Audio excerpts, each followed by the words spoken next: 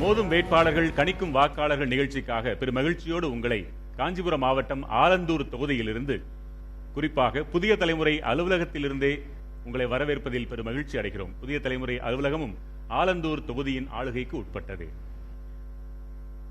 இந்த நிகழ்ச்சியின் நோக்கம் மக்களுக்கு விழிப்புணர்வு ஊட்டுவது. எப்படி என்றால், நம்மை நம்பி நிற்கிறோம் என்று சொல்கிறார்களே வேட்பாளர்கள், நம்மை நம்பி நிற்பது இரண்டாவதாக இருக்கட்டும். நம் தொகுதியின் அனைத்து பிரச்சனைகளையும் அறிந்தவர்களாக இருக்கிறார்களா? இவர்கள் நாம் தேர்ந்தெடுக்க தகுதியானவர்கள் தானா? இவர்கள் ஒவ்வொருவருக்கும் நம் மீது என்ன அக்கறை இருக்கிறது? தனிப்பட்ட முறையில் வீடு தேடி வந்து தடவி கொடுத்து வாக்குகளை பெற்று சென்று விடலாம் என்று நினைக்கிறார்களா? சொந்த கட்சியின் ஆண்டாண்டு காலமாக பழகி வந்த அந்த சின்னத்தை நம்பி இருக்கிறார்களா? மறைந்து போன தலைவர்களை நம் மீது திணித்து ஏமாற்றி வாக்குகளை சேகரிக்கிறார்களா? என்னென்ன காரணங்களை வைத்தெல்லாம் வாக்குகளை பெறுகிறார்கள்? நமக்கு என்ன தேவை?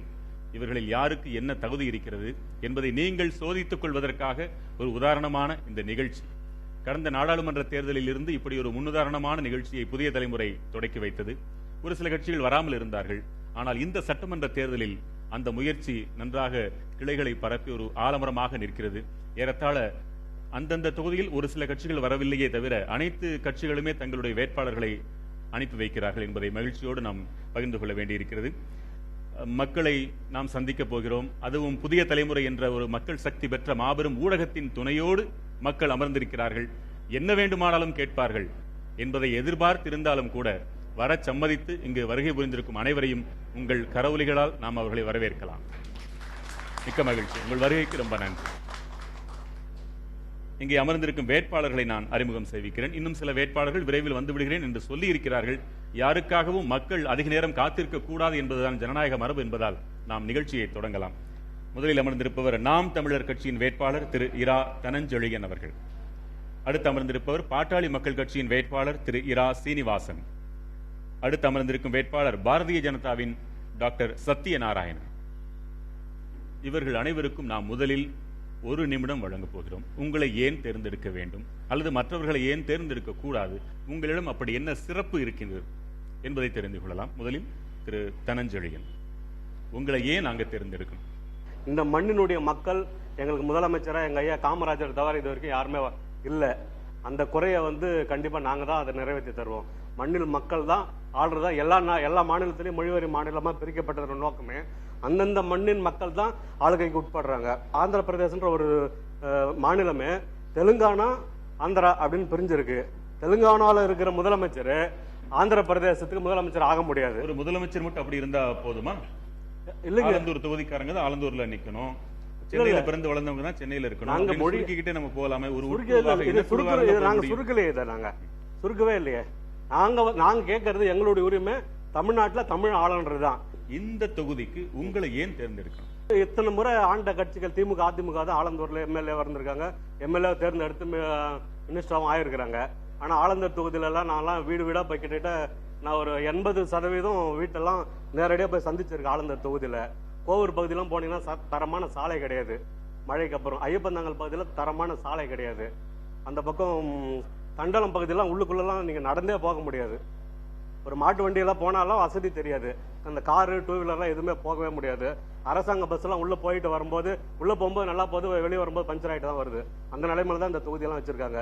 ஏதோ நீங்க இந்த பழவந்தாங்களையும் ஆலந்தூரையும் மீனம்பாக்கத்தையும் பார்த்துட்டு எல்லாம் ஆலந்தூர் தொகுதி சிறப்பா இருக்கலாம் சொல்லவே முடியாது. இரா சீனிவாசன், 50 வருஷமா திராவிட கட்சிகள் ஆண்டு கொண்டு இருக்கு அப்படின்னு சொல்லும் போது, இன்னைக்கு கூட 24 மணி நேரம் எனக்கு மின்சாரம் கிடைக்குமா, தினமும் எனக்கு குடி தண்ணீர் கிடைக்குமா அப்படின்னா கிடையாது. மழை பெஞ்சா அந்த உபரி நீரை வெளியேற்றதுக்கு வழி இருக்கிறதா? தலைநகரத்துக்கே அந்த வசதி கிடையாது. இதுதான் நிலைமை. கடந்த 50 வருடங்களா திராவிட கட்சிகள் நமக்கு விட்டு வைத்தது என்ன அப்படின்னு சொன்னா, எந்த அடிப்படை வசதிகளும் முழுமையாக பூர்த்தி செய்யப்படவில்லை. நீங்க ஆலந்தூர் தொகுதியை முற்று முழுதாக சுற்றி வந்திருக்கிறீங்களா? சுத்தி வந்திருக்கேன். ஆலந்தூர் தொகுதிக்குன்னு இருக்கிற ஒரு தனிப்பட்ட பிரச்சனைகள்னா என்ன சொல்லுவீங்க? இப்ப நான் சொன்ன அத்தனை பிரச்சனையும் அங்க இருக்கு. இது பொதுவாக எல்லா தொகுதிகளிலுமே இருக்கக்கூடிய அடிப்படை எல்லா தொகுதியிலும் இருக்கிறது. இங்க மட்டும் பெக்கூலியரா இந்த பிரச்சனை இருக்குன்னா நீங்க எதை சொல்லுவீங்க? அரசாங்க ஆஸ்பத்திரி அப்படின்றது தொகுதியில் கிடையாது. அரசாங்க கல்லூரி அப்படின்றதும் தொகுதியில் கிடையாது. இது மிகப்பெரிய மைனஸ் பாயிண்ட்.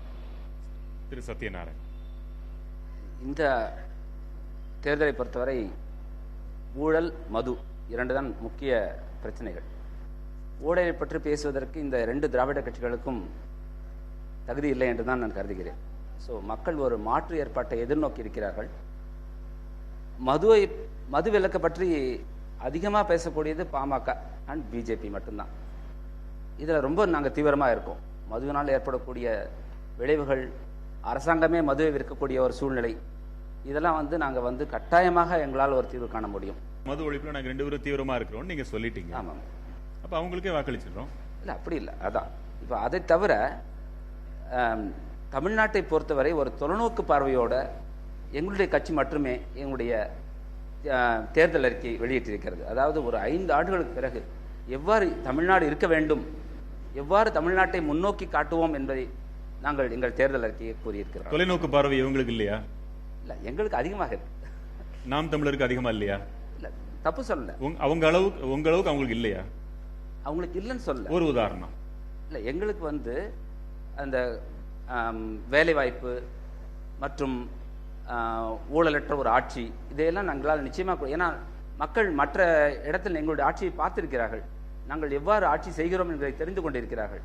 எங்களுக்கு நிச்சயம் இந்த முறை வாய்ப்பளிப்பார்கள் என்று நான் நம்புகிறேன். தொலைநோக்கு பார்வை அப்படின்னு சொல்லும்போது அது பாட்டாளி மக்கள் கட்சியை விட வேறு யாருக்கும் அதிகமாக இருந்தது கிடையாது, இருக்கிறதும் கிடையாது. அது உதாரணங்களை நான் சொல்லிடுறேன். இதுவரை 2008 இருந்து 2016 வரை கிட்டத்தட்ட 14 புத்தகங்களை அறிக்கைகளாக வெளியிட்டவைகளை புத்தகங்களாக மருத்துவரையா வெளியிட்டிருக்கிறார். உதாரணத்துக்கு 2008 இந்த மது ஒழிப்பை முழுசா கொண்டு வந்துட்டோம் அப்படின்னா அதுக்கு ஆல்டர்னேட்டிவ் இன்கம் என்ன, இந்த மாற்று இன்கம் என்ன அப்படின்ற வழிவகைகளை ஒரு புத்தகமாகவே வெளியிட்டிருக்காரு. மது விலக்கு கொண்டு வரும்னு சொல்றாங்க பாஜக. இந்தியாவே அவங்க தான் ஆண்டுட்டு இருக்காங்க. இல்ல அவங்க ஆண்ட மாநிலத்துல குஜராத்தை தவிர்த்து வேற எந்த மாநிலத்தாவது இது வரைக்கும் தடை பண்ணிருக்காங்களா மதுவை? செயல்படுத்த போறோம், செயல்படுத்திட்டு தான் இருக்கும். நீங்க செயல்படுத்தி காத்துட்டு அதுக்கப்புறம் சொல்லலாம் இல்லையா? இந்தியாவே உங்க கையில தான் இருக்கு. நியாயம் தானே? அவங்களாவது ஆட்சிக்கே வரல. நீங்க இந்தியா நம்பிடுவாங்க. நீங்க உதாரணத்தை செஞ்சு காட்டிருக்க வேண்டிய இடத்துல இருக்கிறீங்க. எப்படி நம்பிக்கை வரும் மக்களுக்கு? இல்ல, நாங்க தமிழ்நாட்டில் செய்ய போறோங்கிறத நாங்க சொல்றோம். ஒவ்வொரு இடத்துல கர்நாடகால மற்ற மாநிலங்கள்ல எல்லாம் ஏன் செய்யலன்னு கேட்கிறாரு. மது விலக்கு அப்படின்னு சொல்ற நேரத்துல அதே குஜராத்ல மது விலக்கு இருக்கிற அந்த குஜராத்லயே கள்ளச்சாராயம் குடித்து செத்தவர்கள் அப்படின்ற நியூஸும் ரீசெண்டாக வந்தது. அந்த கள்ளச்சாராயத்தையே ஒழிக்க முடியாத அரசாங்கமும் இருக்குல்லையே அங்க. சரி, தமிழகத்திலே அதே நிலை வரலாம் இல்லையா? இல்ல, கள்ளச்சாராய ஒழிப்புக்குன்னு நீங்க என்ன திட்டம் வச்சிருக்கீங்க? திட்டங்கள், அதாவது இதை நம்ம இன்னொரு வழியை பார்க்கணும். நம்ம ஏன் ஒரு போலீஸ் டிபார்ட்மெண்ட் வச்சிருக்கோம்? அப்ப இதை ஒழிச்சிட்டோம் அப்படின்னு சொன்னா கள்ளச்சாராயம் வரும்னு சொன்னா அப்ப போலீஸ் டிபார்ட்மெண்ட் ஃபங்க்ஷன் ஆகலையா? அப்ப அவங்க அந்த மது ஒழிப்பு அப்படின்னு சொல்லி ஒரு டிபார்ட்மெண்ட் இருக்கு அவங்க இதுல. அப்ப அவங்க எல்லாம் ஒர்க் பண்ணாம போயிடுவாங்களா? அப்ப நம்மளே நம்ம போலீஸ், நம்ம அரசாங்கம் நியமிக்கிற போலீஸையே நம்ம கேள்விக்குறியாக்குறோம் அப்படின்னு சொன்னா அப்ப ஆள்ற அந்த அரசாங்கத்தையே கேள்வி கேட்கிற மாதிரி தானே அது. அந்த அமைப்பு போலீஸ் டிபார்ட்மெண்ட்டோ இல்ல மது ஒழிப்புக்குன்னு போடுற டிபார்ட்மெண்ட்டோ சரியாக வேலையை செஞ்சா ஏன் கள்ளச்சாராயம் வரப்போகுது? மக்களுடைய கேள்விகளை நம்ம பார்க்கலாம். முதல் கேள்வி யார் கேட்குறீங்க? புதிய வேட்பாளர்களாக எங்கள் மேடையில் இருக்கீங்க. என்ன திட்டங்கள் நீங்கள் வச்சுருக்கீங்க? மக்களுக்கு என்ன கொடுக்க போகிறீங்க? நீங்கள் உங்களுடைய திட்டத்தினுடைய முக்கிய நோக்கம் என்ன? ஆனால் இந்த திட்டத்தில் பார்த்தீங்கன்னாக்கா யாருமே ஒரு தெளிவில்லாத பேசிகிட்டு இருக்காங்க. இப்போ ஒரே ஒரு கட்சி தான் தெளிவாக பேசுது, வேறு யாருமே தெளிவாக பேசுகிற மாதிரி இல்லை தமிழ்நாட்டிலேயே. அது அன்புமணி ஒன்று தான் பேசுகிறார். அவர் கூட அறிக்கையை தான் எல்லாம் மாற்றி மாற்றி படிச்சுட்டு இருக்காங்க. இப்போ அதுதான் உண்மை. அப்படியா? அன்புமணியினுடைய அறிக்கைகளை தான் எல்லாரும் மாற்றி மாற்றி பண்ணிட்டு இருக்கிறீங்கன்னு சொல்கிறாங்க. அவர் திமுக குறி வச்சு சொல்கிறாருன்னு நினைக்கிறேன். இல்ல ஜெனரலா சொல்றாங்க. இல்ல திமுக தான் அன்புமணி பாமகனுடைய அறிக்கையை ஜெராக்ஸ் எடுத்து கொடுத்துட்டாங்க அப்படின்ற பரவலா மக்கள் பேசிட்டு இருக்காங்க. மதுவை ஒழிக்கிறேன்னு சொல்லியிருக்காங்க. அவங்க போலீஸ் வச்சிருக்காங்க. அன்புமணி ஐயா சொல்லியிருக்காரு, நான் விஓ எல்லாம் இருக்காங்க, வில்லேஜ் ஆபீசர்லாம், அவங்களாம் ஒரு இன்ஃபார்ம் பண்ணி இல்லைன்னா மக்களுக்கு இந்த இடத்துல கள்ளச்சாராயம் விற்குது, ஒரு ஃபோன் கால் பண்ணா 10,000 ரூபாய் பரிசு தருவேன் அந்த மக்களுக்கு, ஒரு ஜென்ரலா ஒரு கால் சென்டர் கால் வச்சுட்டு நான் அதை பண்ணுவேன் அப்படிங்கிறாரு. நாங்க என்ன சொல்றோம்னா மதுவுக்கு மாற்றா வெளிநாட்டு மதுவை நாங்க ஒழிக்கிறோம். இயற்கையான மதுவை தென்னம்பால் பனம்பாலை நாங்கள் வந்து அங்கீகரித்து விவசாய மக்களுக்கு கொடுக்குறோம். இயற்கையான மது கள்ளா? ஆமாம், பனம்பால் தென்னம்பால். அதை நீங்க ஏத்துக்கிறீங்களா மக்கள் எல்லாரும்? இன்னைக்கு மதுவிலக்க ஒழிக்கணுங்கிறது தான் ஒரே குறிக்கோளா பேசுறாங்க. அப்ப அதுக்கு பதிலாக கல் தென்னங்கல்ல பனங்கல்ல கொண்டு வரதா அதுவும் சேம் மதுவுக்கு சமம் தான். அதனால இன்னைக்கு மது விலக்கு மட்டும் ஒன்றும் பிரச்சனையே கிடையாது சார். எனக்கு எது தேவையோ அதுதான் நான் கடையில போய் வாங்குவேன். எனக்கு தேவையில்லாத பொருளை நான் வாங்க போறது கிடையாது. எனக்கு வீட்டுக்கோ பிள்ளைங்களுக்கோ என்ன தேவையோ அதான். இப்போ இன்னைக்கு மதுவை ஒழிக்கிறேன்னு இங்க சொன்னீங்கன்னா ஏன் பாண்டிச்சேரியில போய் மதுவை குடிக்க முடியாதா? இந்த பக்கம் ஆந்திரால சித்தூர் கிட்ட போக முடியாதா? மதுவை வந்து சடனா வித்ட்ரா பண்ண முடியாது. தெர் இஸ் வித்ட்ராயல் எஃபெக்ட் இருக்கும். அந்த வித்ட்ராயல் எஃபெக்ட் ஒரு மெடிசன் மூலமா தான் அதை நம்ம சரி பண்ண முடியும். அது வந்து கரெக்ட் தான். ஒரேடியா நம்ம வந்து நிப்பாட்ட முடியாது. அதோட சைடு எஃபெக்ட்ஸ் நிறைய இருக்கும். அதனால அதிமுக சொல்றது சரிதான். அப்படி சொல்ல முடியாது. அது படிப்படியாக அவங்க சொல்லியிருக்காங்க. சரிதான். படிப்படியா சொல்றது வந்து அந்த அது காரணம் கிடையாது. அது வந்து மெடிசின் மூலமா தான் நம்ம நிறுத்த முடியுமே தவிர படிப்படியா குறைக்கிறதுங்கிறது சரியான தீர்வு. இப்போ நீங்க இப்ப ஏற்கனவே குடிச்சிட்டு இருக்கிறவங்க அத்தனை பேரும் தீராத நோயாளிகள் ஆயிட்டாங்களா? டாக்டர் கிட்ட அனுப்பிச்சு ட்ரீட்மெண்ட் கொடுக்கணும், அவ்வளவுதான். இல்ல அத்தனை பேர் நோயாளிகள் நிலையில இருக்காங்களா? இருக்காங்க நிச்சயமா. நீங்க என்ன கருதுறீங்க? அதாவது மதுவிலக்கு கொண்டு வரணும் அப்படின்னு சொல்லி முடிவு பண்ண பிறகு ஒரு நாள் நிறுத்தி தான் ஆகணும். அதை ஏதோ ஒரு நாள் நிறுத்தி தான் ஆகணும். அது ஏன் முதல் நாளாக இருக்கக்கூடாது அப்படின்றத எங்க கேள்வி. மதுவிலக்கை பத்தி திமுக அதிமுக ரெண்டு பேருமே அங்க வரல. அதிமுக என்னுடைய கோரிக்கை, அவங்க வரலனால நீங்க இதை கண்டிப்பா இதை ஒளிபரப்புங்க. இப்போ வந்து படிப்படியா மதுவிலக்க நாங்க அமல்படுத்தோம்னு சொல்றாங்க. ஒரு மாசம் முன்னாடி சின்ன குழந்தைங்க ஒரு 5 வயசு பாப்பா, இன்னொன்னு ஒரு 8 வயசு பாப்பா, அதுக்கு மேல தேச துரோக வழக்கு. மது வேணான்னு பாட்டு பாடுறதுக்கு தேச துரோக வழக்கு. 8 வயசு குழந்தை மேல 5 வயசு குழந்தை மேல தேச துரோக வழக்க போட்ட அதிமுக அரசு எப்படி மது ஒழிக்க? நீங்க இலை மலர்ந்தால் ஈழம் மலரும் சொன்னீங்க. உங்களை நம்பி வாக்கு போட்டுட்டு இப்படி நடந்திருக்கு. நீங்களும் ஒரு வகையில காரணம் தானே இல்லையா? ஒரு இலை மலர்ந்தால் ஈழம் மலரும்ட்டு நாங்க கட்சியில வந்து நாங்க தேர்தலில் பங்கேற்காத போது எங்க அண்ணா ஆதரித்து பேசுறது உண்மைதான். உங்களை நாங்க மக்கள் மதிச்சு வாக்களிச்சாங்கன்னு வச்சுக்கிட்டா நீங்க என்ன பதில் சொல்லுவீங்க? ஆனா அதுக்கான ஈழம் அதாவது இப்ப கருணாநிதிக்கு 40 எம்பி சீட் இருந்த சப்போர்ட் ஜெயலலிதாவுக்கு அன்னைக்கு கிடைக்கல. 40 எம்பி சீட்டை வச்சுட்டு ஆனா அவரால் மத்திய அரசு ஆட்டி பார்க்க முடியும். அந்த பவர் கருணாநிதிக்கு அன்னைக்கு இருந்துச்சு. அதுக்கப்புறம் வந்து ஜெயலலிதாவுக்கு அந்த பவர் இல்ல. பவர் இருந்தா கண்டிப்பா அது நடந்திருக்கும். மூவரசம்பட்டு ஊராட்சி வந்து மடிப்பாக்கம் பெருநகர ஆட்சிக்கும் நங்கநல்லூர் பெருநகர ஆட்சிக்கும் அண்ணாண்ட பல்லாவரம் நகராட்சிக்கும் மத்தியில் ஒரு கன்னி தீவு போல் இருக்கிறது.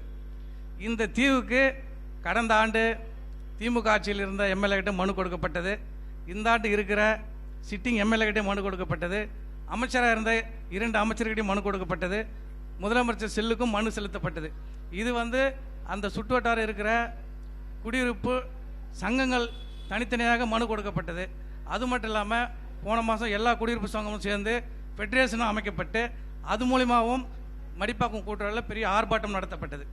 ஆனால் ஒரு வரப்பு இந்தாண்டு இருக்கிற ஊராட்சியை ஏன் பெருநகராட்சியோடு இணைக்கப்படவில்லை? இதுவரையில் ஆண்ட கட்சிகள் எந்த பதிலும் தெரிவிக்கவில்லை. இந்த முறை தேர்ந்தெடுக்கப்பட்டால் கட்டாயமாக தேர்ந்தெடுக்கப்பட்டாலும் படாவிட்டாலும் மூவரசம்பேட்டை மக்களுடன் இணைந்து மாநகராட்சியுடன் இணைப்பதற்கு நான் கட்டாயமாக பாடுபடுவேன் என்று உங்களுடன் சேர்ந்து இந்த வார்த்தையை நான் வரவேற்கிறேன். தேர்ந்தெடுக்கப்பட்டாலும் தேர்ந்தெடுக்கப்படாவிட்டாலும் சொல்றாங்க. ஒரு மக்கள் பிரதிநிதியாக வரக்கூடியவங்களுக்கு இதுதான் அடிப்படை தகுதின்னு நான் நினைக்கிறேன். நான் வந்தாதான் செய்வேன்னா அது என்ன? அப்ப அந்த பதவி மேல உள்ள ஆசையினால சொல்றாங்கன்னு எடுத்துக்கலாம். வர்றேன்னா வரலையே உங்களோட நிப்பேங்கன்னு சொல்றாரு. மகிழ்ச்சி. நீங்க சார்? காஞ்சிபுரம் மாவட்டத்தில் பாத்தீங்கன்னா ஆலந்தூர் தொகுதி தான் சென்னை நகராட்சியோட ஒட்டி இருக்கு. ஆனா ஆலந்தூர் தொகுதி முழுசுமே சென்னை நகராட்சியில இல்ல. மூவரசம்பேட்டை, இந்த கோவூர், தண்டலம் இதெல்லாம் பாத்தீங்கன்னா ஒரு நகராட்சியாவே இருக்கு. தொகுதின்னு பாத்தீங்கன்னா ஆலந்தூர் தொகுதி. ஆனா அதுல பாத்தீங்கன்னா ஒரு 30-40% வந்து கிராம பகுதியாவே இருக்கு. மாவட்டம் காஞ்சிபுரம் மாவட்டம், தொகுதி ஆலந்தூர் தொகுதி. இது வந்து கொஞ்சம் முரண்பாடா இருக்கு. அந்த ஆலந்தூர் தொகுதியில் இருக்கிற அத்தனை மூவரசம்பேட்டை மட்டுமே இல்ல, இன்னும் நிறைய கிராமங்கள் இருக்கு. கோவூர் பகுதி, இந்த பரணிப்புத்தூர், அந்த மாதிரி பகுதிகளும் சேர்த்து நாங்க வந்து சென்னை மாநகராட்சியோட இணைக்கிறதுக்கு கண்டிப்பா பாடுபடுவோம். நம்ம வெள்ளத்தால் பாதிக்கப்பட்டோம். இப்போ எல்லாருக்கும் இது நின்று இருக்கும். நான் அன்றைக்கி திருவள்ளூரில் இருந்தேன். சிவன் கோயிலில் தரிசனம் பார்த்துட்டு வீட்டுக்கு திரும்பலான்னு வந்தேன். வர வேலை பார்த்திங்கன்னா உங்களுக்கு அந்த போரூர்லேருந்து ஒரே டிராஃபிக். அன்றைக்கி மட்டும் 7 மணிக்கு திருவள்ளூர் நம்ம பெரிய பாளையத்தில் கிளம்புனவன் நைட்டு 1:45 மணிக்கு நான் வீடு வந்து சேர்றேன். காரணம் என்னென்னா ஆலந்தூர் செல்வதற்கு சரியான வழிகள் கிடையாது. அங்கே அடிப்படை என்னன்னா மேம்பாலம் வரணும்னு சொல்லிட்டு ஆண்ட கட்சி எல்லா கட்சிக்கும் நாங்கள் மனு கொடுத்துருக்கோம். ஆனால் இதுவரை யாரும் செய்யப்படவில்லை. அடிப்படை வசதி முக்கியத்துவம், ரோடு, மேம்பாலம். என்னோட தேர்தல் அறிக்கையிலே வந்து நான் சொல்லியிருக்கிறேன், நங்கநல்லூர் பகுதி மழைக்காலத்திலே சுரங்கப்பாதைகள் எல்லாமே நீரால் மூழ்கி கொண்டிருக்கிறது. அதனால் தில்லையங்கா நகர் பகுதியிலே ஒரு மேம்பாலம் அமைப்பதற்கு கட்டாயமாக முயற்சிகள் மேற்கொள்ளப்படும் என்று நான் கூறியிருக்கிறேன். சார், இந்த மழை வந்து நிறைய பேருக்குமே வந்து பாதிப்பு ஏற்படுத்தியது, எல்லா பகுதியிலுமே. இதற்கு வந்து இந்த ஒரு மழை காரணம் அல்ல. இது கடந்த 30-40 வருடங்களாக ஆண்ட அரசாங்கங்கள் உட்கட்டமைப்பை செய்யாததுதான் அதுக்கு முக்கிய காரணம். இந்த தொகுதியில சாலை வசதிகள் ரொம்ப மோசமா இருக்கிறதுன்னு எங்கெங்கெல்லாம் இருக்கு? உதாரணத்துக்கு இந்த ஆலந்தூர், நங்கநல்லூர் அங்கெல்லாம் பார்த்தீங்கன்னு சொன்னா அந்த ஸ்டாம் வாட்டர் ட்ரெயின் அந்த இது இருக்குல்லையே, அது வந்து ஓரளவு இருக்கு. ஆனால் அது முழுமையாக இன்டகிரேட் ஆகல. ஏதோ அங்கங்க பண்ணோன்ற பேருக்கு செஞ்சு வச்சிருக்காங்களே ஒழிய அந்த தண்ணி போறதுக்கான முழுமையான வழிகளே இல்லை. அதே மாதிரி அந்த தொகுதியில் பார்த்தீங்கன்னு சொன்னா இப்போ செம்பரம்பாக்கம் ஏரியிலிருந்து ரெட்டை ஏரிக்கு வர்றதுக்கான அந்த வழி வந்து சரியா தூர் வராம அங்க வந்து அந்த தண்ணீர் போறதுக்கான அந்த வழியே இல்லை. இதை விட முக்கியமான பிரச்சனை என்னன்னு பார்த்தீங்கன்னா, இப்போ ஏகப்பட்ட இடத்துல ரியல் எஸ்டேட்ன்ற பேர்ல வந்து ஏகப்பட்ட நீர்நிலைகள்லாம் அழிக்கப்பட்டு அந்த நீர் போற வழியெல்லாம் வந்து வீடாக மாறி அது ஒரு முக்கிய காரணமாகிவிட்டது. அந்த ஆக்கிரமிப்புகள் எல்லாம் நீங்க அகற்றிடுவீங்களா? வீடுகள், அதாவது பாமர மக்கள், தொழிற்சங்கவாதிகள்லாம் குடிபிடிச்சிட்டு வருவாங்க, எப்படி சமாளிப்பீங்க? பாட்டாளி மக்கள் கட்சி என்ன உறுதியளித்திருக்கிறதுன்னு சொன்னா, நீர்நிலைகளை அதன் வழிப்போக்கில் செல்லத்தக்க வகைகளை நாங்கள் செய்வோம். அதே மாதிரி ஆக்கிரமிப்பை அகற்றுவதற்கும் வழிவகை செய்வோம் அப்படின்னு சொல்லியிருக்கோம். ஆனால் அதை வந்து நம்ம ஃபீல்டில் இறங்கி அது என்ன அப்படின்னு சொல்லி கிளியரா நம்ம கிளாரிட்டி நம்ம கிடைக்கிற வரைக்கும் அது வந்து 100% சாத்தியமா இல்லையான்றது நம்ம சொல்ல முடியாது. இப்போ சாலை வசதி, சென்னை வந்து விமான நிலையம் இருக்கிறதுனால அந்த மீனம்பாக்கம் ஏரியா, அந்த பழவந்தாங்கல், ஆலந்தூர், இது மட்டும் பார்த்தீங்கன்னா யாராவது வந்தாங்கன்னா போனாங்கன்னா கொஞ்சம் நல்லா நீட்டாக தெரியணுன்றதுக்காக. உண்மைதான். மீனம்பாக்கம், இந்த கத்திப்பாரா மேம்பாலம், இந்த மெட்ரோ ட்ரெயின், இதெல்லாம் பார்க்கும்போது பளபளப்பான ஒரு ஏரியான்னு நினைக்க வாய்ப்புண்டு இல்லையா? கண்டிப்பா. உள்ள நீங்க படுற கஷ்டம் நீங்க சொல்ல சொல்ல வெளியில வருது. ஏன்னா நாங்கள் ஆரம்பிச்சதே பார்த்தீங்கன்னா அந்த பக்கம் கிராம பகுதியிலிருந்து தான் பிரச்சாரமே ஆரம்பிச்ச வீடு போனோம். நாங்களாம் நடந்து போக முடியல அந்த ரோட்லலாம். எப்படி தான் அந்த மக்கள் வசிக்கிறாங்கன்னு தெரியல. பேருந்து கட்டணம் இலவசம்னா இப்போ ஆள்ற கட்சியும் இதுக்கு முன்னாடி ஆண்ட கட்சியும் 140 கோடி லாஸ்ல போகுதுன்னு சொல்றாங்க. நீங்க மட்டும் எப்படி பஸ் இலவசமா கொடுப்பீங்க? இதை வந்து நாங்கள் பல தடவை சொல்லியிருக்கோம். பேருந்து வசதி அப்படின்றது வந்து அரசாங்கத்தோட லாபத்துக்காக நடத்துறது கிடையாது. அது வந்து ஒரு சேவையா அரசாங்கம் செய்ய வேண்டிய விஷயம். தமிழ்நாடு முழுக்க இதை கொண்டு வரணும் அப்படின்றதுதான் லட்சியம். இப்ப சென்னையில் பண்றேன் அப்படின்னு சொல்லிருக்கிறது ஒரு பைலட் ஃபேஸ்.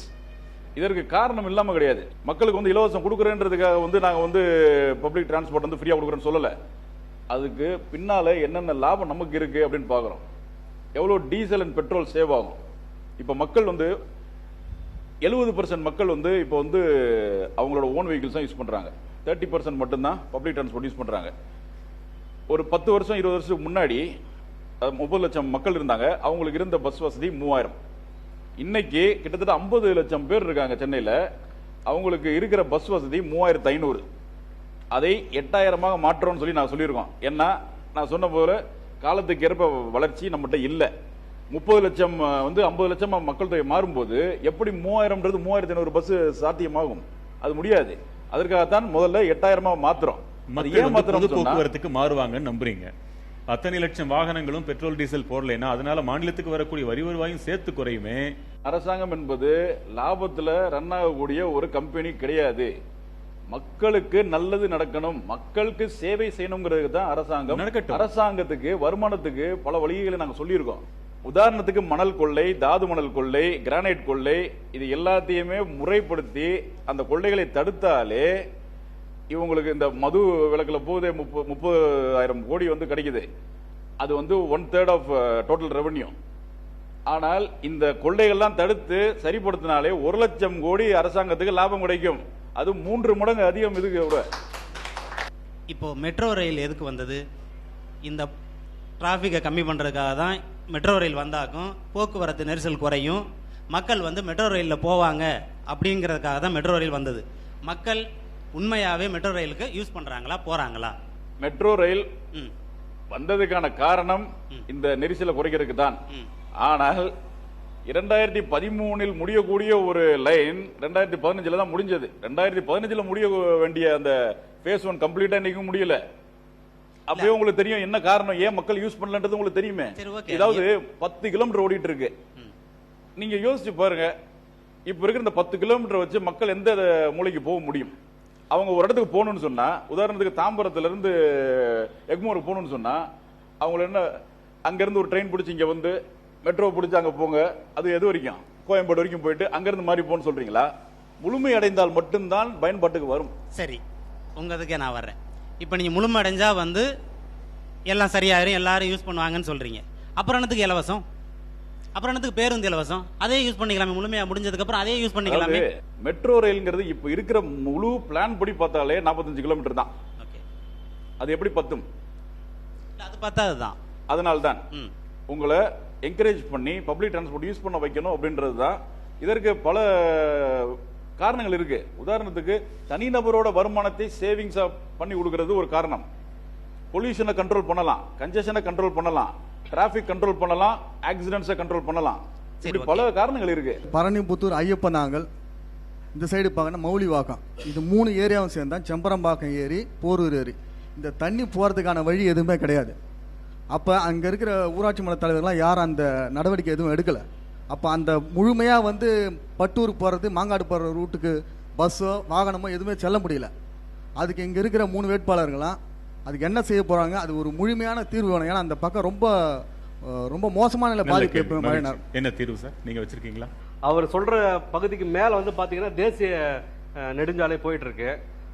அதுக்கு மேல அந்த தேசிய நெடுஞ்சாலை மேல ஒரு பாலத்தை போட்டால் தான் அந்த இடத்த கடக்க முடியும். ஆனால் அதுக்கு வந்து ஒரு அது செய்யறதுக்கு என்ன செயல் திட்டம் அப்படின்றது நாங்கள் அது கொஞ்சம் 2-3 முறை சொல்லியிருக்காங்க அந்த பகுதி மக்களே. ஆனால் தேசிய நெடுஞ்சாலைக்கு மேலே தான் ஒரு மேம்பாலம் போட்டாகணும். சரியான தரைப்பாலமாக இருந்தால் அதுக்கு மேலே மேம்பாலம் போட்டுட்டு போயிடலாம். தேசிய நெடுஞ்சாலைக்கு மேலே அதை எடுத்துகிட்டு போனால் அந்த பகுதி மக்கள் கொஞ்சம் குடியிருப்புலாம் பாதிக்கப்படும். அது ஒரு திட்டம் வச்சிருக்க நாம் தமிழர் கட்சி வந்தால் கண்டிப்பாக அதை வந்து அதுக்கு என்ன முடியுமோ கண்டிப்பாக அந்த பாலத்தை நாங்கள் வந்து செஞ்சு தருவோம்.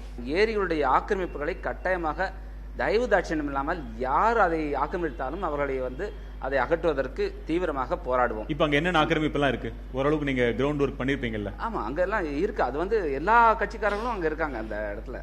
இன்னைக்கு கவர்மெண்ட் அலுவலகம் இருக்குது, நிறைய நீர்நிலைகள் தான் இருக்குது. அது எப்படி அவங்க காலி பண்ணுவாங்கிறது எங்களால் நம்ப முடியல. ஒன்று, நீர்நிலைகளை அதிகமாக உருவாக்கணும். இன்னைக்கு 400 டிஎம்சி தண்ணிக்காக கர்நாடகாட்டையும் கேரளாக்கிட்டையும் பிச்சை எடுத்துக்கிட்டு இருக்காங்க. அது நம்மளோட உரிமை, அதுக்கு பிச்சை எடுத்துக்கிட்டு இருக்காங்க. சொன்னது 100% உண்மை. மற்ற மாநிலத்தில் போய் நம்ம பிச்சை எடுத்துட்டு இருக்கோம். நம்மகிட்ட இருந்த தண்ணியை பாதுகாக்க கூட நமக்கு ஒரு அந்த தகுதி இல்லை நம்மகிட்ட. இப்போ இந்த ஒரு தொகுதியில மட்டும் உங்களால் இதை செயல்படுத்த முடியுமா? அப்ப நீங்க சொல்றதை பார்த்தா மாநிலம் முழுக்க நாங்க பாமக ஆட்சிக்கு வந்தால்தான் இது சாத்தியம் அப்படின்னு கிடையாது. கிடையாது, அப்படி கிடையாது. மாநிலம் முழுக்க செயல்படுத்துவோம் தொகுதி வாரியாக. இந்த தொகுதியில நான் உங்கள்ட்ட ஏற்கனவே சொன்ன மாதிரி இந்த செம்பரம்பாக்கம் ஏரியிலிருந்து ரெட்டை ஏரிக்கு வர்றதுக்கான அந்த வழிவகைகளே இல்லை. ஆக்கிரமிப்புகள் நிறையாவும் இருக்கு. நீர்நிலையை முதல்ல சரிப்படுத்துவோம், இருக்கிற நீர்நிலையை தூர் வாருவோம். ஆக்கிரமிப்புகளை என்ன இப்ப பாத்தீங்கன்னா வந்து எந்தெந்த விதமான ஆக்கிரமிப்பு இருக்குன்றது எல்லாருமே தெரியும். நிறைய இடத்துல பிளாட்ஸ் இருக்கு. உடனே போய் மக்கள் எல்லாத்தையும் வீட்டை அடிச்சுட்டு வெளியே அனுப்ப முடியுமா? முடியாது. அதனாலதான் நான் வந்து 100% சாத்தியமா இல்லையான்னு தெரியாதுன்னு சொன்னேன். எல்லாத்தையுமே அனலைஸ் பண்ணி ஆகணும். கண்டிப்பா அனலைஸ் பண்ணி அந்த நீர்நிலையை நம்ம அகலப்படுத்தி ஆழப்படுத்தி முடிந்தவரை. ராமாபுரம் மெயின் ரோடு சிக்னல் 3 மாசமா பழுதுபார்க்கப்படல. அன்னைக்கு மழை பெஞ்சு வெள்ளம் வந்தப்போ எந்த அரசியல்வாதியும் வரல.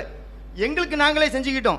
ஆனா அதுக்கு கூட ஒரு அமைச்சர் அடுத்த நாள் வந்திருந்தாரு, வந்துட்டு 2 வாட்டர் பாட்டில கொடுத்துட்டு போஸ்ட் கொடுத்தாரு. இந்த மாதிரி கேவலமான ஒரு சூழ்நிலை நம்ம இருந்துகிட்டு இருக்கோம். இப்போ இந்த 3 பேருமே வெள்ளத்தப்ப உங்களை வந்து சந்திச்சாங்களா? இல்ல, இவங்க அந்த நேரம் வரல. ஏன்னா எது யாருன்னு தெரியாது. நல்ல கேள்வி. ஏன் வரல தெரியாது. நீங்க வந்தீங்களா? வரலன்னா ஏன் வரல? நாங்க வந்து பரணிபுத்தூர், ஐயப்பந்தாங்கல் பகுதியில எல்லாம் வந்து நாங்க போயிட்டு எங்களால முடிஞ்ச அளவுக்கு, ஏன்னா நாங்க பெரிய கட்சியோ பணக்கார கட்சியோ கிடையாது, எங்களால முடிஞ்ச அளவுக்கு அந்த பகுதி மக்களுக்கு நாங்க பண்ணிருக்கோம். உணவு, உடை, இந்த ரொட்டி துண்டுகள் எல்லாம் கண்டிப்பா கொடுத்துருக்கோம். நீங்க மௌலிவாக்கம், பரணிபுத்தூர், ஐயப்பந்தாங்கல், கோவூர் பகுதியெல்லாம் போய் பாத்தீங்கன்னா அந்த பகுதி மக்கள் கண்டிப்பா சொல்லுவாங்க நாம் தமிழர் கட்சி செஞ்சிருக்கோம். நீங்க என்ன செஞ்சீங்க வெள்ளத்துல? அதாவது மழை வெள்ளம் நடந்து இந்த சமயத்தில் கிட்டத்தட்ட 2000 பேருக்கு சாப்பாடும் எங்களால் முடிந்த அளவுக்கு துணிகளையும் பிறகு பிஸ்கட்ஸ், வாட்டர் பாட்டில்ஸ் எல்லாத்தையும் ஒரு பாமர மனிதனாக செய்தோம். பாட்டாளி மக்கள் கட்சியாக செய்யல, ஒரு மனித நேயத்தோட செய்தோம். கண்டிப்பாக மகிழ்ச்சி. நீங்க மழையிலும் தினசரி 500 பேருக்கு சொந்த செலவில் என்னோட பகுதி மக்களுக்கு உணவு ஏற்பாடு செய்து, அது மட்டும் இல்லாமல் சேவா பாரதி மூலமாக செய்த அந்த உணவு ஏற்பாடுகள், பிஸ்கட் பாக்கெட்டுகளை என்னுடைய நண்பர்கள், கட்சி சாராத நண்பர்கள், இளைஞர்கள், உண்மையாகவே வந்து பாராட்டப்பட வேண்டியவர்கள் இளைஞர்கள் தான். அந்த இளைஞர்கள் மூலமாக அந்த பகுதி மக்களுக்கு நடந்து போய் எல்லா இடத்துலையும் நான் கொடுத்தோம். Alandur, Thillaigangan subway, Pazhavanthangal subway, Meenambakkam subway சிறிய மழைக்கு கூட அந்த பக்கம் இருக்கிற 1.5 லட்சம் மக்கள் வந்து இந்த பக்கம் வர முடியாது, வேலை வீட்டுக்கு போக முடியாது. அதை இவங்க என்ன ரெடியூஸ் பண்ண போறாங்க? என்ன அதே பகுதியில் ஒரு மேம்பாலம் கட்டுவதற்கு ஏற்பாடு செய்யப்படும் என்று சொல்லியிருக்கேன். அந்த பகுதியில் சப்வேல ஏதோ ப்ராப்ளம் இருக்கின்றது என்கிட்ட நான் அங்கே போய் குடியிருப்பாளர் சங்கத்தை பேசும்போது எனக்கு தெரிய வந்தது.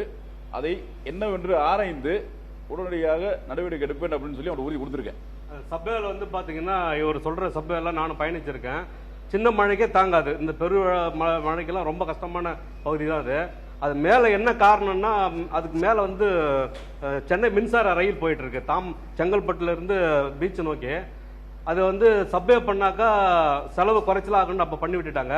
அந்த தண்ணி எடுக்கிறதுக்கு வந்து அரசாங்கம் ராட்சத மோட்டார்கள் வச்சிருக்கு. அந்த மோட்டார்கள் சரியா பழுது பார்த்து தரம் இல்லாமல் இருக்கிறது தான் காரணம்.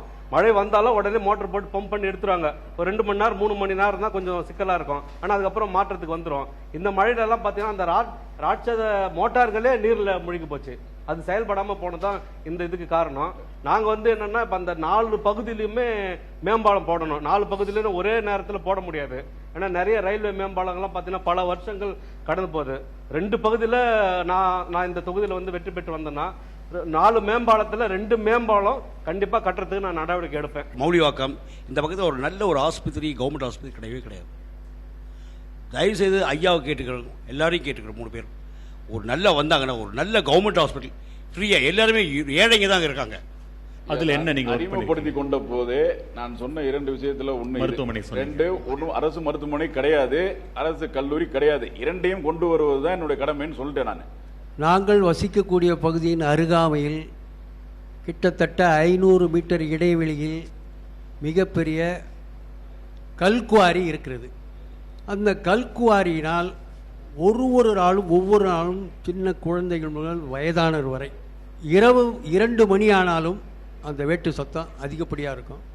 அந்த ஜேசிபி வச்சு அந்த கல்லுகளை எடுக்கிற சத்தம் வந்து மாரடைப்பு வரக்கூடிய அளவுக்கு வயதானவர்களாக எந்த நேரத்தில் நாங்கள் வசிக்கக்கூடிய பகுதிக்கும் அந்த கல்குவாரி இருக்கக்கூடிய பகுதிக்கும் 500 மீட்டர் இடைவெளியில் இவ்வளவு 40 வருஷ காலமாக எத்தனையோ ஆண்ட கட்சிகள் இதுலையும் ஏடிஎம்கே டிஎம்கே அத்தனை மினிஸ்டர்கிட்ட கலெக்டர் வரைக்கும் லெட்டர் எழுதி கொடுத்து ஊர் பொதுமக்கள் அனைவரும் சேர்ந்து கொண்டு கொடுத்து இது வரைக்கும் எந்தவித தீர்வு கிடைக்கவில்லை.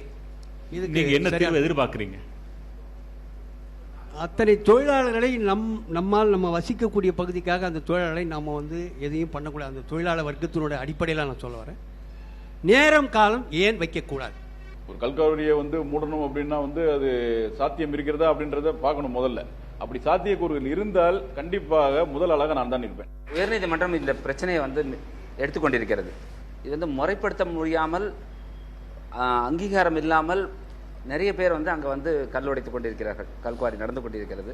இது நீங்கள் சொன்ன மாதிரி 2 அரசாங்கமும் இது வந்து பயன்படுத்தி கொண்டிருக்கிறார்கள். ஏழை மக்களை வந்து அவர்கள் பயன்படுத்தி அந்த மலையை வந்து திருட்டுத்தனமாக தான் உழைச்சிட்டு இருக்காங்க நான் நினைக்கிறேன். நான் மயானம் அதை இறந்து போனவங்கள புதைக்கிறதுக்கோ ஒரு எரிக்கிறதுக்கோ ரொம்ப கஷ்டமான சூழல்.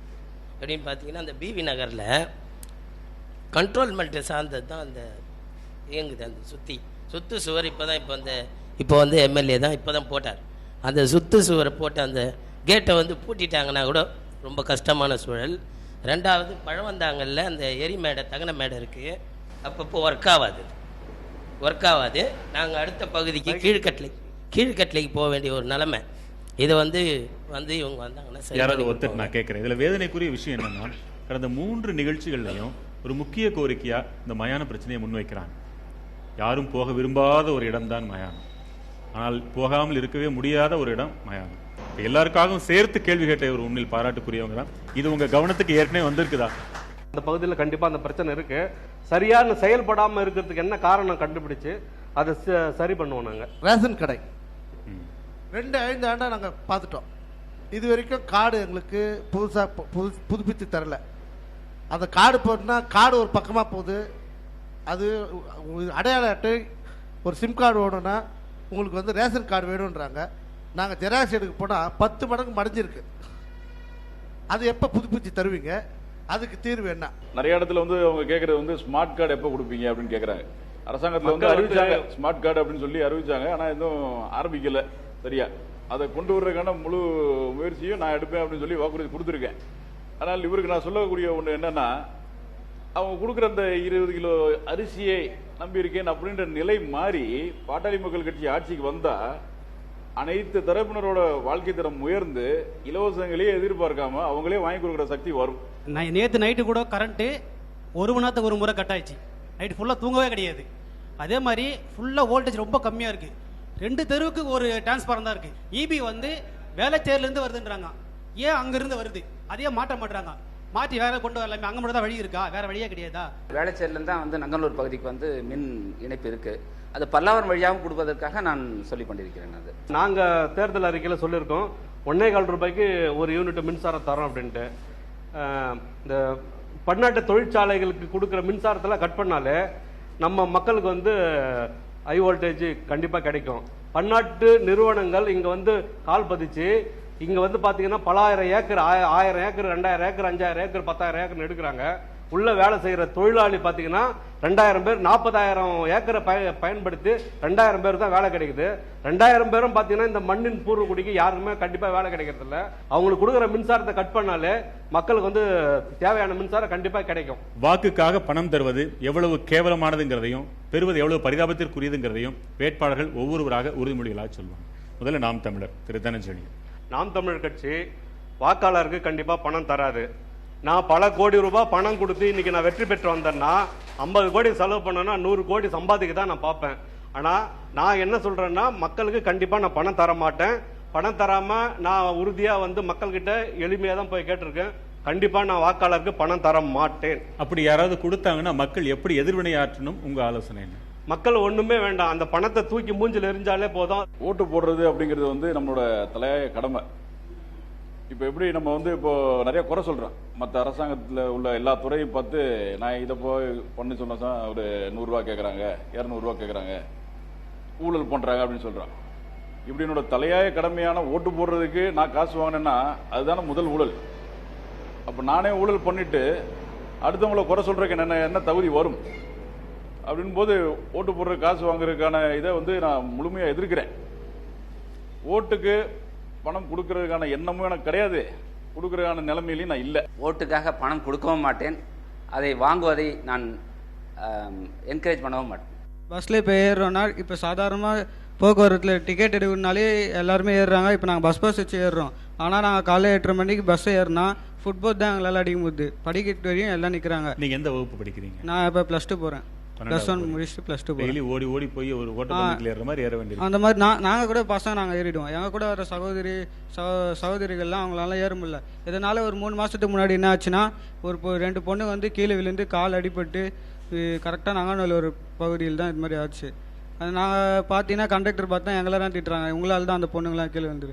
அதுக்காக நான் என்ன சொல்கிறேன்னா, எங்களுக்காக ஸ்கூல் பசங்க தானே, காலை 8:30, 8:30, 8:45, 9 o'clock வரையும் ஒரு பஸ், ஸ்கூல் பசங்களுக்கு மட்டும் ஒரு பஸ் விட்டீங்கன்னா அதுவே எங்களுக்கு போதும். இதை நீங்க நினைச்சா மாத்தலாம். இன்னும் 1 வருஷம் தான் இருக்கு உங்களுக்கு ஓட்டு போடுற வயசு வர்றதுக்கு. போய் சொல்லாம இருக்கு. சொல்லுங்க. இதை வந்து நம்ம தேர்தல் அறிக்கையிலே நாங்கள் சொல்லியிருக்கோம். அரசாங்க பள்ளிகளுக்கும் இலவச பஸ் ஃபெசிலிட்டி செஞ்சு கொடுப்போம், அதாவது பள்ளிகளுக்கு மட்டுமே அப்படின்றதும் நாங்கள் குறிப்பிட்டிருக்கோம். ரொம்ப மகிழ்ச்சி. ஒரு ஆலந்தூர் தொகுதி மக்கள்கிட்ட இந்த அளவிற்கு விழிப்புணர்ச்சி இருக்குதுன்றது அறியும்போது ரொம்ப மகிழ்ச்சியா இருக்குது. துணிச்சலோடு கேள்விகளை கேட்டீங்க. அதை எதிர்கொள்வதற்கு அத்தனை வேட்பாளர்கள் வந்திருந்தால் இன்னும் நீங்க மகிழ்ச்சி அடைஞ்சிருப்பீங்கிறது உங்க முகத்திலேயே தெரியுது.